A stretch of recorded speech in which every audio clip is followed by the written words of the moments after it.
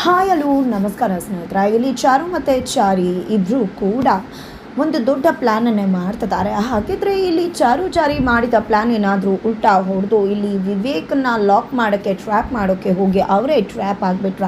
ಇಲ್ಲಿ ಚಾರಿ ಇಬ್ಬರು ಕೂಡ ಇಕ್ಕಟ್ಟಿನ ಅಪಾಯದ ಪರಿಸ್ಥಿತಿಗೆ ಸಿಕ್ಕಿ ಹಾಕಿಕೊಂಡ್ರೆ ಏನಾಯಿತು, ಏನು ಕತೆ, ಇದು ಎಲ್ಲವನ್ನ ಕೂಡ ತಿಳ್ಕೋಬೇಕು ಅಂದರೆ ಈಗಲೇ ನಮ್ಮ ಈ ಚಾನಲ್ನ ಸಬ್ಸ್ಕ್ರೈಬ್ ಮಾಡಿ, ಹಾಗೆ ಒಂದು ವಿಡಿಯೋವನ್ನು ಪೂರ್ತಿಯಾಗಿ ನೋಡೋದನ್ನು ಯಾವುದೇ ಕಾರಣಕ್ಕೂ ಕೂಡ ಮರಿಬೇಡಿ. ಇಲ್ಲಿ ರಾಮಾಚಾರಿ ಮತ್ತು ಚಾರು ಇಬ್ಬರು ಕೂಡ ಅಪಾಯದ ಪರಿಸ್ಥಿತಿಗೆ ಸಿಕ್ಕಾಕೊಂಡಿದ್ದಾರೆ. ಬಿಕಾಸ್ ಇಲ್ಲಿ ವಿವೇಕ್ಗೆ ಚಾರು ಏನು ಅನ್ನೋದು ಕ್ಲಿಯರ್ ಆಗಿ ಗೊತ್ತಾಗ್ಬಿಡುತ್ತೆ. ಎಲ್ಲರ ಮುಂದೆ ಇದು ನವದೀಪ್ ಮುಂದೆ ಹಾಗೆ ಮಾನ್ಯತಾ ಮುಂದೆ ಚಾರುನೇ ಎಲ್ಲವನ್ನ ಕೂಡ ಮಾಡಿದ್ದು. ಚಾರು ನಮ್ಮನ್ನೆಲ್ಲ ಟ್ರ್ಯಾಪ್ ಮಾಡಿದ್ದಾಳೆ, ಬಕ್ರ ಮಾಡಿದ್ದಾಳೆ, ನಿಮ್ಮ ಒಂದು ಲ್ಯಾಪ್ಟಾಪಲ್ಲಿ ಕದ್ದಿರೋದು ಅವಳೇನೆ, ನಿಮಗೆ ಮೋಸ ಹೋಗಿರೋದು ಅವಳಿಂದಾನೆ ಅಂತ ಎಲ್ಲ ವಿಷಯವನ್ನು ಕೂಡ ಹೇಳಬೇಕು ಅಂತ ವಿವೇಕ, ಮಾನ್ಯತಾ ಮತ್ತು ನವದೀಪನ್ನು ಕರೆಸಿ ಕೂರಿಸ್ಕೊಂಡಿದ್ದಾರೆ. ಬಟ್ ಇದರ ನಡುವೆ ಹೇಗಾದರೂ ಮಾಡಿ ಇದು ತಡಿಬೇಕು, ಇಲ್ಲಾಂದರೆ ಖಂಡಿತವಾಗ್ಲೂ ನಮ್ಮ ಪ್ಲ್ಯಾನ್ ಫ್ಲಾಪ್ ಆಗುತ್ತೆ ಅಂತ ಯೋಚನೆ ಮಾಡಿದಂಥ ಚಾರಿ ವಿವೇಕ್ಗೆ ಕಿಟ್ಟಿಯಾಗಿ ಕಾಲ್ ಮಾಡ್ತಾರೆ. ರಾಮಾಚಾರಿ ಕಿಟ್ಟಿಯಾಗಿ ಕಾಲ್ ಮಾಡಿದ್ದೆ, ಇಲ್ಲಿ ಚಾರುನೇ ನಿಮ್ಮ ಎಲ್ಲ ಒಂದು ಫೇಲ್ಯೂರ್ಸ್ಗೆ ಕಾರಣ, ಸಾಕ್ಷಿ ಸಮೇತ ಅವಳನ್ನ ಲಾಕ್ ಮಾಡಿದ್ದೀನಿ ಅಂತ ಹೇಳ್ತಿದ್ದಾರೆ. ನನ್ನ ಹತ್ರ ಕೂಡ ಸಾಕ್ಷಿ ಇದೆ ಕಿಟ್ಟಿ, ಆ ಚಾರು ಮಾಡಿದ ಎಲ್ಲದಕ್ಕೂ ಕೂಡ ಪ್ರೂಫ್ ಇದೆ, ಆ ಒಂದು ಆಡಿಯೋ ರೆಕಾರ್ಡನ್ನು ತೋರಿಸ್ತೀನಿ ಅಂದಾಗ ನೀವು ಅದನ್ನು ತೋರಿಸಿದ್ರೆ ಇವಳು ಮಿಮಿಕ್ರಿ ಮಾಡಿಸಿದ್ರ ಅಂತ ಹೇಳಿಬಿಡ್ತಾಳೆ. ಇವಳು ಬಲು ಕಿಲಾಡಿ ಇದ್ದಾಳೆ, 2 ನಿಮಿಷದಲ್ಲಿ ನಿಮ್ಮ ಒಂದು ಆ ಒಂದು ಸಾಕ್ಷಿಯನ್ನೇ ಉಲ್ಟಾ ಮಾಡಿಬಿಡ್ತಾಳೆ. ಅದಕ್ಕೋಸ್ಕರ ತುಂಬ ಯೋಚನೆ ಮಾಡಿ ನಾನು ಅವಳನ್ನು ಲಾಕ್ ಮಾಡಿದ್ದೀನಿ. ಅವಳ ಹತ್ರ ಇರ್ತಕ್ಕಂಥ ಎಲ್ಲ ಡಾಕ್ಯುಮೆಂಟ್ಸ್ ಕೂಡ ನನ್ನ ಕೈಗೆ ಸೇರಿದೆ.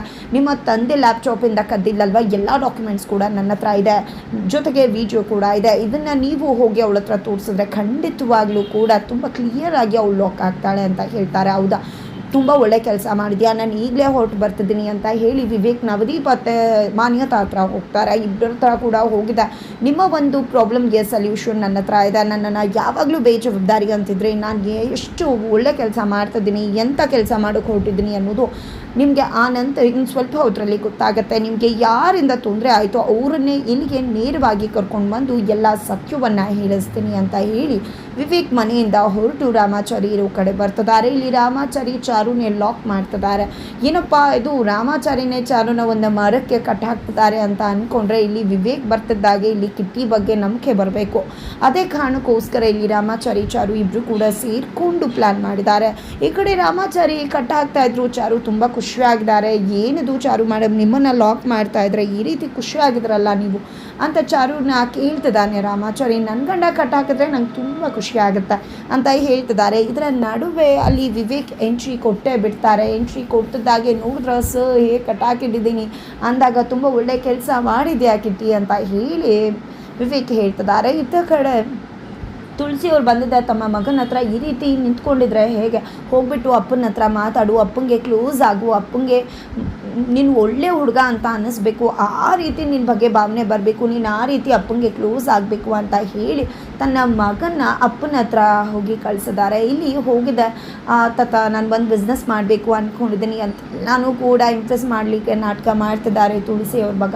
ಈ ಕಡೆ ತಾತ ಕೂಡ ತುಂಬ ಇಂಪ್ರೆಸ್ ಆಗ್ತಿದ್ದಾರೆ. ಏನಿದು ತುಳಸಿ, ನಿನ್ನ ಮಗ ದೊಡ್ಡವನಾಗ್ಬಿಟ್ಟ, ಅವನು ಕೂಡ ಅವನು ಕಾಲ ಮೇಲೆ ನಿಂತ್ಕೋಬೇಕು ಅಂತ ಯೋಚನೆ ಮಾಡ್ತಿದ್ದಾನೆ. ಅದೇ ಕಾರಣಕ್ಕೋಸ್ಕರನೇ ಇಲ್ಲಿ ಬಿಸ್ನೆಸ್ ಮಾಡ್ತೀನಿ ಅಂತ ಬೇರೆ ಹೇಳ್ತಿದ್ದಾನೆ ಅಂತ ಹೇಳ್ತಿದ್ದಾಗೆ ಹೌದು ಅಪ್ಪ ಅಂತ ಹಾಗೆ ಹೀಗೆ ಅಂತ ಮಾತನಾಡ್ತಿರ್ತಾರೆ. ಅದೇ ನಡುವೆ ರಾಘು ಸರ್ ಮನೆಗೆ ಬಂದಿದ್ದಾರೆ ಅಂತ ರಾಯ್ ಬಂದೇ ಹೇಳ್ತಾರೆ. ಎಲ್ರಿಗೂ ಖುಷಿ ಆಗುತ್ತೆ. ಝಾನ್ಸಿ ಓಡಿ ಬರ್ತಾಳೆ, ಕೊನೆಗೂ ರಾಘು ಬಂದುಬಿಟ್ನಾ ಹಾಗಿದ್ರೆ ಅಂತ. ಇಲ್ಲಿ ರಾಘು ಬರ್ತಿದ್ದಾಗೆ ತಾತಂಗೆ ಎಷ್ಟು ಖುಷಿ ಆಗುತ್ತೆ ಅಂದರೆ ಖಂಡಿತ ನನ್ನ ಮೊಮ್ಮಗಳು ಬದುಕು ಸರಿನೇ ಹೋಗಿಬಿಡುತ್ತೆ ಅನ್ನೋಷ್ಟು ಖುಷಿ ಆಗುತ್ತೆ. ಏನು ಅಂದ್ಕೊಂಡಿದ್ಯಪ್ಪ ರಾಘು, ಏನು ತುಂಬ ಈಸಿ ಆಗಲ್ಲ, ಡಿವೋರ್ಸ್ ಪೇಪರ್ ಕಳಿಸ್ತೀಯ ಅಲ್ವಾ, ಹಾಗೆ ಹೀಗೆ ಅಂತ ರಾಘುನ ತರಾಟೆಗೆ ತಗೋತಾರೆ. ಇಲ್ಲಿ ನನ್ನಿಂದ ತಪ್ಪಾಗಿದೆ ಅಂತ ನನಗೆ ಗೊತ್ತದ, ನಾನು ಈ ಮನೆಗೆ ಬರುವುದಕ್ಕೆ ಕಾರಣ ನನ್ನ ಒಂದಷ್ಟು ಜವಾಬ್ದಾರಿಗಳಿದೆ, ಜವಾಬ್ದಾರಿಯನ್ನು ಕ್ಲಿಯರ್ ಮಾಡ್ಕೋಬೇಕಾಗಿತ್ತು, ಅದಕ್ಕೆ ಇಲ್ಲಿಗೆ ಬಂದೆ, ತಗೊಳ್ಳಿ ನನ್ನ ರೆಸಿಗ್ನೇಷನ್ ಲೆಟರ್ ಅಂತ ರಾಘು ಕೊಡ್ತಾರೆ. ನಿನ್ನ ಜವಾಬ್ದಾರಿನೆಲ್ಲ ಕ್ಲಿಯರ್ ಮಾಡ್ಕೊಳ್ಳೋಕೆ ಬಂದ್ಯಾ ರಾಘು ಅಂತ ಹೇಳಿ ಇಲ್ಲಿ ತುಂಬ ನೋವಿಂದ ಝಾನ್ಸಿ ಕೂಡ ಮಾತಾಡ್ತಾಳೆ. ಈ ಕಡೆ ತಾತ ಅಂತೂ ನೀನು ಬಂದಾಗ ನಿಜವಾಗ್ಲೂ ನನಗೆ ಎಷ್ಟು ಖುಷಿ ಆಯಿತು ಅಂದರೆ ಕುಣಿದು ಕುಪ್ಪಳಿಸ್ಬೇಕು ಅಂತ ಅನ್ನಿಸ್ಬಿಡ್ತು.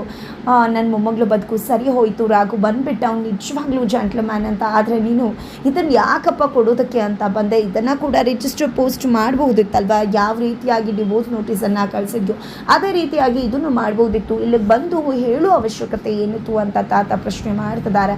ನಂಗೆ ಅರ್ಥ ಆಗುತ್ತೆ ತಾತ, ನಿಮ್ಮ ಮನಸ್ಸಿಗೆ ಖಾಸಿ ಆಗಿದೆ ಅಂತ, ಬಟ್ ನಾನು ಏನು ಮಾಡಲಿ, ನನ್ನ ಪರಿಸ್ಥಿತಿ ಆ ರೀತಿ ಇದೆ ಅಂದಾಗ ಹೌದೌದು ನಿನ್ನ ಪರಿಸ್ಥಿತಿ ಆ ರೀತಿ ಇದೆ, ನಿಮ್ಮ ಮನೆಯವರೇ ಅಲ್ವ ಎಲ್ಲ, ಖಂಡಿತವಾಗ್ಲೂ ಅಂತ ಹೇಳಿ ಮಾತನಾಡ್ತಾರೆ. ಇದ್ಯಾಕೆ ಕೊಡೋಕೆ ಅಂತ ಬಂದೆ. ನಿಮ್ಮಂಥವ್ರಿಗೆಲ್ಲ ರೆಸಿಗ್ನೇಷನ್ ಅನ್ನೋದು ತುಂಬಾ ಡಿಗ್ನಿಫೈಡ್ ಇರ್ತಕ್ಕಂಥವ್ರಿಗೆ ಈ ರೆಸಿಗ್ನೇಷನ್ ಲೆಟರ್ ನಿಮ್ಮಂಥವ್ರಿಗೆಲ್ಲ ಮನೆ ಬಿಟ್ಟು ಹೋಗ್ತಾ ಇರು ಅಂತ ಹೇಳಿ ತುಳಸಿ ಅವರು ಇಲ್ಲಿ ರಾಘುವನ್ನು ಕುತ್ತಿಗೆ ಹಿಡಿದು ಮನೆಯಿಂದ ದಬ್ಬಿಡ್ತಾರೆ. ಇಲ್ಲಿ ತಾತ ಕಣ್ಣೀರು ಹಾಕಿದ್ರೆ ಝಾನ್ಸಿ ಅದನ್ನು ನೋಡಿ ಮೌನವಾಗಿದ್ದಾಳೆ. ಇತ್ತ ಕಡೆ ವಿವೇಕ್ ಬಂದಿದೆ. ಇಲ್ಲಿ ಯಾಕೆ ಕಿಟ್ಟಿ ನೀನು ಕಟ್ಟಾಕಿದ್ದಲ್ದೆ ಈ ರೀತಿ ಚಾಕು ಇಟ್ಕೊಂಡಿದ್ಯಾ ಅಂದಾಗ ಅವಳು ಬಲು ಕಿಲಾಡಿದ್ದಾಳೆ. ಸೊ ಅದಕ್ಕೋಸ್ಕರನೇ ಕಟ್ಟಾಕಿದ್ದಲ್ದೆ ಚಾಕು ಕೂಡ ಇಟ್ಕೊಂಡಿದ್ದೀನಿ ಅಂತ ಹೇಳ್ತಾರೆ. ಹೌದೌದು, ಅದಕ್ಕೆ ನಾನು ಕೂಡ ಸೇಫ್ಟಿ ಮೆಷೂರ್ ಆಗಿ ತೊಗೊಂಡು ಬಂದಿದ್ದೀನಿ ಅಂತ ಹೇಳಿ ಚಾರುನ ಶೂಟ್ ಮಾಡೋಕ್ಕೆ ಮುಂದಾಗ್ತಿದ್ದಾರೆ. ಈ ಕಡೆ ಚಾರಿ ಒಂದು ಕ್ಷಣ ಬೆಚ್ಚಿ ಬಿದ್ದು ಹೋಗ್ತಾರೆ. ಬಿಕಾಸ್ ಇಲ್ಲಿ ಏನು ಮಾಡಿಬಿಟ್ರೆ ಇವನು ಅಂತ. ಸರ್ ಇದನ್ನೆಲ್ಲ ಏನು ಮಾಡ್ತಿದ್ದೀರಾ ಅಂದಾಗ ಇವಳು ಕತ್ತಿಯನ್ನು ಈಗಲೇ ಮುಗಿಸ್ಬಿಡ್ತೀನಿ ನಾನು ಅಂದಾಗ, ಸರ್ ಇವಳು ಕತ್ತಿಯನ್ನು ಮುಗಿಸಿದ್ರೆ ನೀವು ಹೀರೋ ಅಂತ ಪ್ರೂವ್ ಮಾಡ್ಕೊಳ್ಳೋಕ್ಕಾಗತ್ತಾ? ನಿಮ್ಮನೆ ಎಲ್ಲ ಯಾವಾಗಲೂ ಸೋಂಬೇರಿ ಬೇಜವಾಬ್ದಾರಿ ಅಂತ ನಿಮ್ಮ ತಂದೆ ಕರೀತಾ ಇದ್ರು. ಇವಳಿಂದಾಗಿ ನೀವು ಏನು ಅನ್ನೋದನ್ನು ಪ್ರೂವ್ ಮಾಡ್ಕೋಬೋದು. ಅದಕ್ಕೋಸ್ಕರ ಇವಳನ್ನ ಜೀವಂತವಾಗಿ ಇರಿಸಿರ್ಬೇಕು, ಇವಳನ್ನ ನೇರವಾಗಿ ಕರ್ಕೊಂಡು ಹೋಗಬೇಕು ಅವ್ರ ಮುಂದೆ ಅಂತ ಹೇಳಿ ಕಿಟ್ಟಿ ಹೇಳಿದಾಗ, ಹೌದು ಕಿಟ್ಟಿ ನೀನು ಹೇಳ್ತಿರೋದಲ್ಲ ನಿಜ ಅಂತ ಹೇಳ್ತಿದ್ದಾರೆ. ನೋಡಿ ಸರ್, ಇವಳು ನಿಮ್ಮ ಅಪ್ಪನ ಲ್ಯಾಪ್ಟಾಪಲ್ಲಿ ಕದ್ದಿರ್ತಕ್ಕಂಥ ಡಾಕ್ಯುಮೆಂಟ್ಸ್ ಎಲ್ಲ ಇಲ್ಲೇ ಇದೆ ಅಂತ ಹೇಳಿ ಡಾಕ್ಯುಮೆಂಟ್ಸ್ನೆಲ್ಲ ತೋರಿಸ್ತಿದ್ದಾರೆ. ವಿವೇಕಗಂತೂ ತುಂಬ ಅಂದರೆ ತುಂಬ ಖುಷಿ ಆಗ್ತದೆ.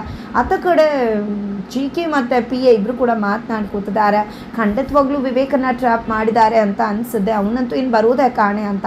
ಈ ಕಡೆ ಮಾನ್ಯತಾ, ಏನದು ನಿಮ್ಮ ಮಗ ಏನೋ ಹೇಳ್ತೀನಿ ಅಂತ ಕರೆದವನು ಇನ್ನೂ ಬರಲೇ ಇಲ್ವಲ್ಲ ಅಂತ ನವದೀಪ್ ಕೇಳ್ತಿದ್ರೆ, ಅವನು ಏನೋ ವಿಷಯ ಹೇಳ್ತೀನಿ ಅಂದದ್ದ, ನಮಗೆ ಮೋಸ ಆಗಿರೋದಕ್ಕೆ ಯಾರು ಕಾರಣ ಅನ್ನೋದನ್ನು ಖಂಡಿತವಾಗ್ಲೂ ಅವರನ್ನೇ ಕರ್ಕೊಂಡು ಬರ್ತೀನಿ ಅಂತ ಹೋಗಿದ್ದಾನೆ ಅಂತ ಅನಿಸುತ್ತೆ ಅಂತ ನವದೀಪ್ ಹೇಳ್ತಿದ್ರೆ, ಈ ಕಡೆ ನಿನಗೇನಾದರೂ ಗೊತ್ತಾ ಅಂತ ಎನ ಪ್ರಶ್ನೆ ಮಾಡ್ತಾರೆ. ನವದೀಪ್, ಇಲ್ಲೋ ಸರ್, ಹೀರೋ ಆಗ್ತೀನಿ, ನಮ್ಮ ಅಪ್ಪಂಗೆ ನಾನು ಏನು ಅನ್ನೋದನ್ನು ಪ್ರೂವ್ ಮಾಡ್ಕೋತೀನಿ ಅಂತ ಹೇಳ್ತಿದ್ರು ಅಂತಷ್ಟೇ ಹೇಳ್ತಾರೆ. ಇತ್ತ ಕಡೆ ವಿವೇಕ್ ಹಿಂದೆ ಹೋಗಿದ್ದೆ ಕಿಟ್ಟಿಯಾಗಿರ್ತಕ್ಕಂಥ ರಾಮಾಚಾರಿ ಶೂಟ್ ಮಾಡೋಕ್ಕೆ ವಿವೇಕ್ನ ಮುಂದೆ ಹಾಗೆ ಬಿಡ್ತಾರೆ. ಏನು ಮಾಡ್ತಿದ್ಯಾ ಕಿಟ್ಟಿ, ನನಗಲ್ಲ ನೀನು ಮಾಡಬೇಕಾಗಿರೋದು ಚಾರುಗೆ ಅಂದಾಗ, ನಂಗೆ ತುಂಬ ಚೆನ್ನಾಗಿ ಗೊತ್ತಿದೆ ಯಾರನ್ನ ಟಾರ್ಗೆಟ್ ಮಾಡಬೇಕು ಅನ್ನೋದು. ಇದೆಲ್ಲ ನಿನ್ನನ್ನು ಟ್ರ್ಯಾಪ್ ಮಾಡೋಕ್ಕೆ ಮಾಡಿದ್ದಂಥ ನಾಟಕ ಅಂತ ಚಾರಿ ಇಬ್ಬರು ಕೂಡ ಅವರ ರಿಯಲ್ ಫೀಸನ್ನು ತೋರಿಸ್ತಿದ್ದಾರೆ. ನಾನು ಕಿಟ್ಟಿ ಅಲ್ಲ ರಾಮಾಚಾರಿ ಅನ್ನೋ ವಿಷಯವನ್ನು ವಿವೇಕ್ಗೆ ತಿಳಿಸ್ತಿದ್ದಾರೆ ರಾಮಾಚಾರಿ. ಈ ಕಡೆ ಏನು ಮಾಡ್ತಿದ್ರ ನೀವು ನನ್ನ ಅಂತ ವಿವೇಕ್ ಕೇಳಿದ್ರೆ, ನಿನ್ನ ಕಿಡ್ನಾಪ್ ಮಾಡ್ತಿದ್ದೀವಿ ಅಂತ ರಾಮಾಚಾರಿ ಚಾರು ಇಬ್ಬರು ಕೂಡ ಹೇಳ್ತಿದ್ದಾರೆ. ಕೊನೆಗೂ ವಿವೇಕ್ ನನ್ನ ಕಿಡ್ನಾಪ್ ಮಾಡಿದಾಯಿತು, ಆ ಕಡೆ ರುಕ್ಕುನ ಒಂದು ರೂಮಲ್ಲಿ ಕೂಡ ಹಾಕಿದ್ದಾಯಿತು. ಇಲ್ಲಿ ನೇನೇ ಇದ್ರು ನವದೀಪ್ ಮತ್ತು ಮಾನ್ಯತಾ ಇಬ್ಬರನ್ನ ಮಟ್ಟ ಹಾಕುವುದಷ್ಟೇ ಬಾಕಿಯಾಗಿರೋದು. ಹಾಗಿದ್ರೆ ತಮ್ಮ ಬುದ್ಧಿವಂತಿಕೆಯನ್ನು ಯೂಸ್ ಮಾಡಿದಂಥ ಚಾರಿ ಬುದ್ಧಿವಂತಿಕೆಯಿಂದ ಇನ್ನೂ ಎಲ್ಲ ರೀತಿಯಲ್ಲೂ ನವದೀಪನ್ನು ಲಾಕ್ ಮಾಡಿದ್ದ. ಇಲ್ಲಿ ನವದೀಪ್ ಮತ್ತು ಮಾನ್ಯತಾ ಇಬ್ಬರ ಕಳ್ಳಾಟವನ್ನು ಬೈಲ್ ಮಾಡಿ ಅವರನ್ನು ಜೈಲಿಗೆ ಕಳಿಸ್ತಾರ ಅನ್ನೋದನ್ನು ನೋಡಬೇಕಾಗಿದೆ. ಜೊತೆಗೆ ಇತ್ತ ಕಡೆ ರಾಘು ಝಾನ್ಸಿ ಇಬ್ಬರ ಒಂದು ಕೇಸ್ ಕೋರ್ಟಿನ ಮೆಟ್ಟಿಲೇ ಇರ್ತದೆ. ಕೋರ್ಟ್ನಲ್ಲಿ ಝಾನ್ಸಿ ಮತ್ತು ರಾಘು ಒಂದಾಗ್ತಾರಾ ಇಲ್ವಾ, ಏನಾಗುತ್ತೆ ತಿಳ್ಕೋಬೇಕು ಅಂದರೆ ಮುಂದಿನ ವೀಡಿಯೋಗೆ